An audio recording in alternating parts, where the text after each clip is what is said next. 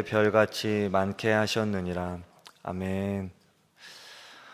오늘 본문에서는 하나님이 하나님의 백성들에게 요구하시는 것이 무엇인지 나오고 있습니다.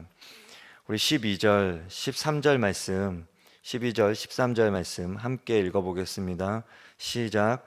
이스라엘아, 내 하나님 여호와께서 내게 요구하시는 것이 무엇이냐?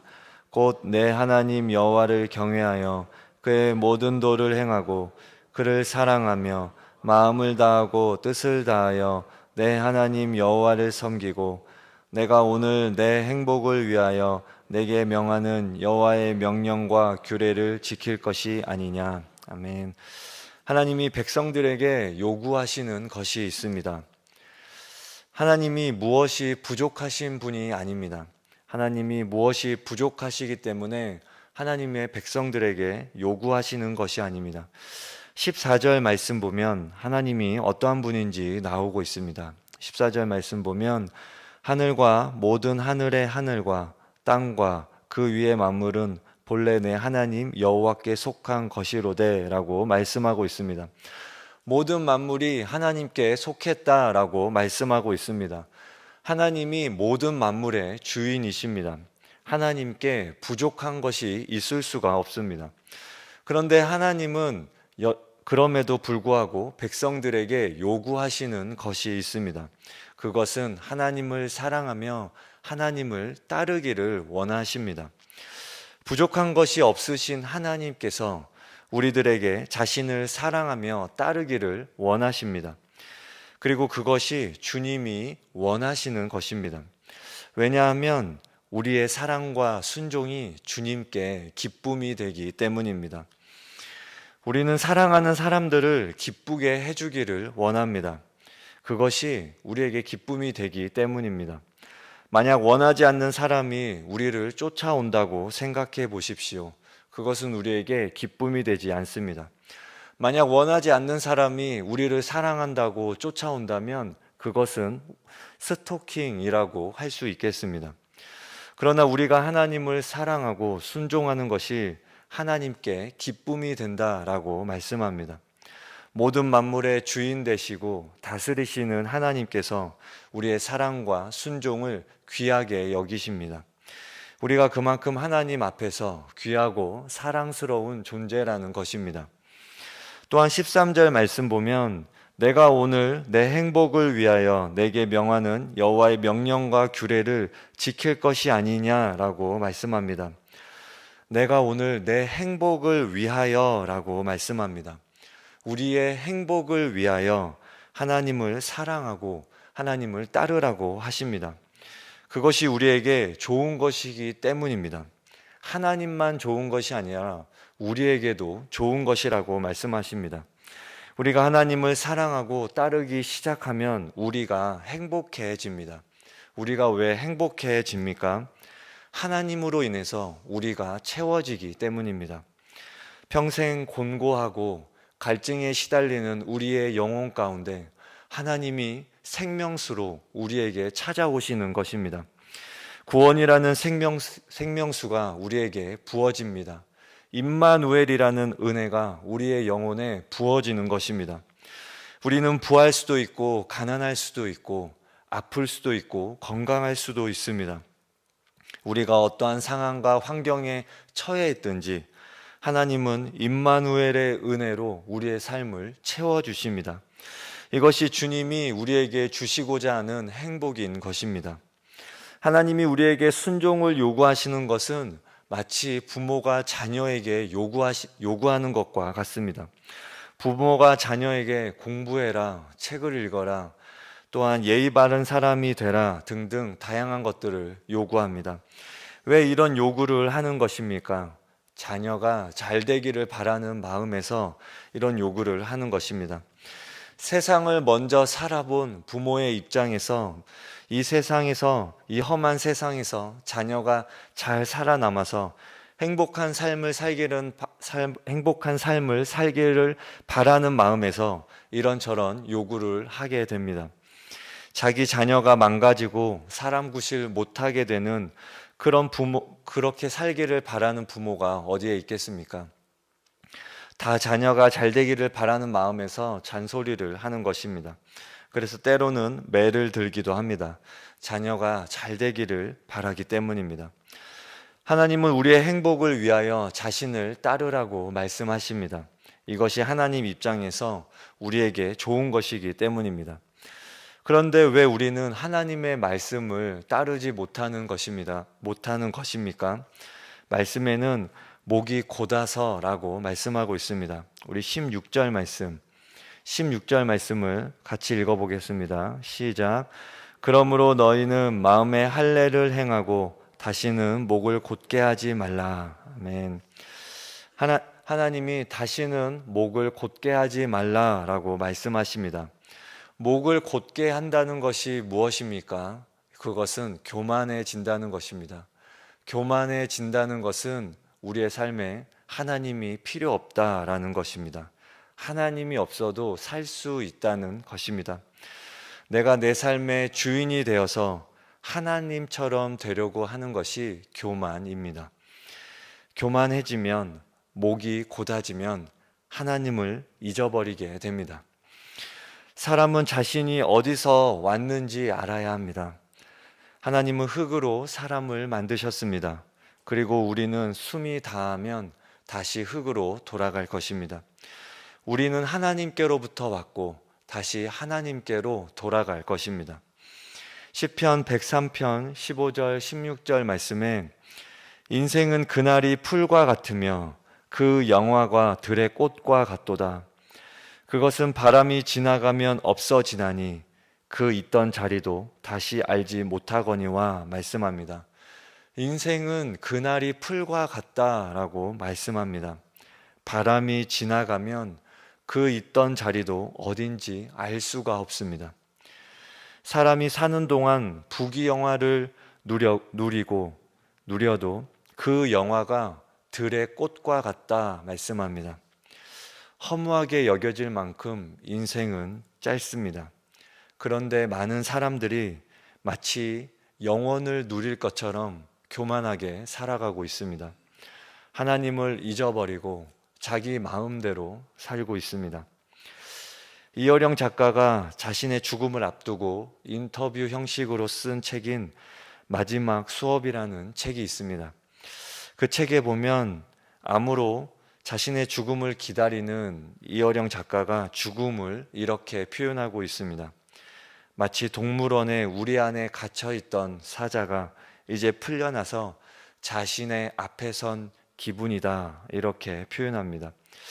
또한 이어령 작가는 코로나가 한 좋은 일이 있는데 그것은 3년여 기간 동안에 이 코로나를 거치면서 한국 사람들에게 죽음은 우리의 삶에 가까이에 있다라는 것을 말했다는 것입니다. 먼 존재가 아니라 아주 먼 훗날에 있을 그런 까마득한 것이 아니라 우리 앞에 가까이 와 있다라는 것을 말했다는 것입니다. 마치 영혼을 사는 것 같은 우리의 인생 가운데 우리에게 깨달음을 주는 말입니다. 죽음 앞에 인간은 나약하고 연약합니다. 죽음이라는 것이 동물원에 있던 사자가 자기 앞에 서 있는 것 같다라고 표현했습니다. 사자가 내 앞에 있다고 생각해 보십시오. 싸워서 이길 수 있겠습니까?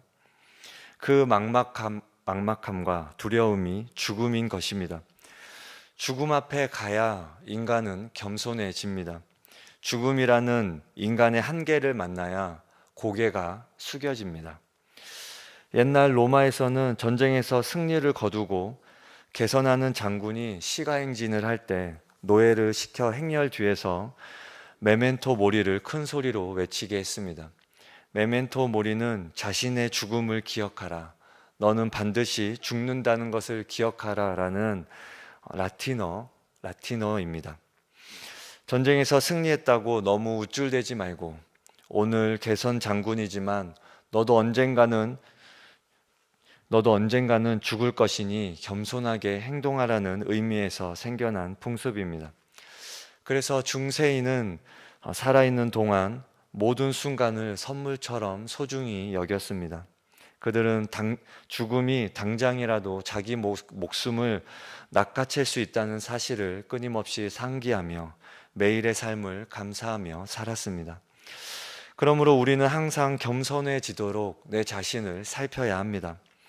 항상 개선 장군이 될 수 있는 것도 아니며 죽음이 내 앞을 피해가는 것도 아닙니다. 우리의 인생이 들의 풀과 같다는 것을 기억하며 우리의 목이 고다지지 않도록 겸손해져야 합니다. 우리의 창조주를 기억하며 하나님을 사랑하며 살아가는 저와 여러분 되시기 바랍니다. 하나님 우리에게 두 번째로 요구하시는 것이 있습니다. 그것은 이웃을 사랑하라는 것입니다. 18절과 19절 말씀, 18절, 19절 말씀 함께 읽어보겠습니다. 시작. 고아와 과부를 위하여 정의를 행하시며 나그네를 사랑하여 그에게 떡과 옷을 주시나니 너희는 나그네를 사랑하라. 전에 너희도 애굽 땅에서 나그네 되었음이니라. 아멘. 하나님은 너희도 애굽 땅에서 나그네였었다라는 것을 기억하며 나그네를 사랑하라고 하십니다. 하나님은 고아와 과부, 나그네에게 관심이 많으십니다. 이들은 모두 다른 사람의 도움 없이는 살아가기 힘든 사회적 약자입니다. 하나님은 의지할 데 없는 자, 가난한 자, 보살핌이 필요한 자들에게 특별한 사랑과 관심을 가지고 그들을 보살펴 주십니다. 참으로 하나님은 고아의 아버지이시며 과부의 재판장이 되기를 즐겨하십니다. 시편 68편 5절에 그의 거룩한 처소에 계신 하나님은 고아의 아버지이시며 과부의 재판장이시라 말씀합니다. 하나님은 약자들의 편이 되어 주십니다. 세상은 약자들을 어떻게 대합니까? 세상은 약자들을 이용하려고 합니다. 약자들을 착취하여 더 많은 이익을 누리려고 합니다. 그래서 강자들은 사회적으로 더 큰 성공과 이익을 누리게 됩니다. 이것이 세상의 방식이라 할 수 있습니다. 하지만 하나님은 반대로 약자들에게 더 큰 관심을 가지고 계십니다. 하나님이 관심을 가지고 보살피기 원하는 자들에게 우리도 관심과 도움을 베풀기를 원하십니다. 하나님과 우리의 시선이 다른 곳을 보는 것이 아니라 같은 곳을 보기를 원하십니다. 어린 왕자라는 책에 보면 사랑은 서로 마주보는 것이 아니라 함께 같은 곳을, 같은 방향을 바라보는 것이다 라는 유명한 구절이 있습니다. 사랑은 서로 마주 보고 있는 것이 아니라 서로 같은 곳을 바라본다고 이야기합니다. 마주 보면 서 있어야 합니다. 하지만 함께 같은 곳을 바라보면 함께 손을 잡고 걸어갈 수 있습니다. 함께 달려갈 수도 있습니다. 하나님이 보시는 곳을 우리가 같이 바라볼 때 우리는 하나님과 같이 걸어갈 수 있습니다. 예수님이 성육신 하셨을 때도 주님이 바라보신 곳은 약한 자들과 아픈 자들이 있는 곳이었습니다. 사람들이 미워하고 상종하지 않던 그 삭개오가 나무에 올라갔을 때 예수님이 그 나무 위에 있던 삭개오에게 시선이 머물렀습니다. 사람들이 미워하고 멸시하고 괴취급하던 세리와 창녀들에게 예수님의 시선이 머물렀습니다. 하나님의 시선과 우리의 시선이 같아야 우리도 그들에게 우리의 시선이 갈 수가 있습니다. 하나님은 왜 이런 약자들에게 관심과 사랑을 가지라고 하시는 것입니까? 우리도 그런 약자였기 때문입니다. 너희도 애굽 땅에서 나그네였던 것을 기억하라 말씀하십니다. 우리가 연약할 때, 우리가 가장 낮은 자리에 있을 때, 그때 누가 우리에게 주목해 주겠습니까?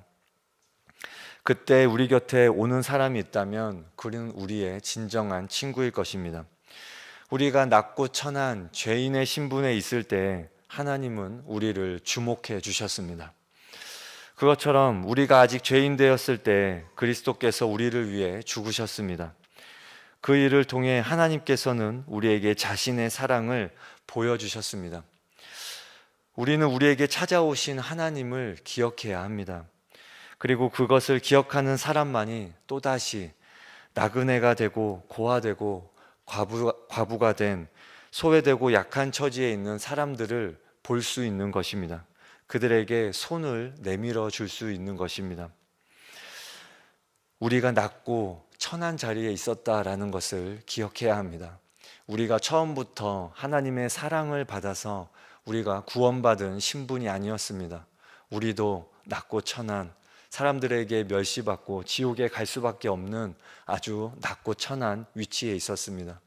하나님이 우리를 기억하셨고 우리에게 찾아오셨고 우리를 구원해 주셨습니다. 그러므로 하나님과 같은 곳을 바라보며 하나님의 마음으로 약자들의 친구가 되어주는 저와 여러분 되시기 바랍니다. 함께 주기도문 하겠습니다. 하늘에 계신 우리 아버지, 아버지의 이름을 거룩하게 하시며 아버지의 나라가 오게 하시며 아버지의 뜻이 하늘에서와 같이 땅에서도 이루어지게 하소서. 오늘 우리에게 일용할 양식을 주시고 우리가 우리에게 잘못한 사람을 용서하여 준 것 같이 우리 죄를 용서하여 주시고 우리를 시험에 빠지지 않게 하시고 악에서 구하소서. 나라와 권능과 영광이 영원히 아버지의 것입니다. 아멘.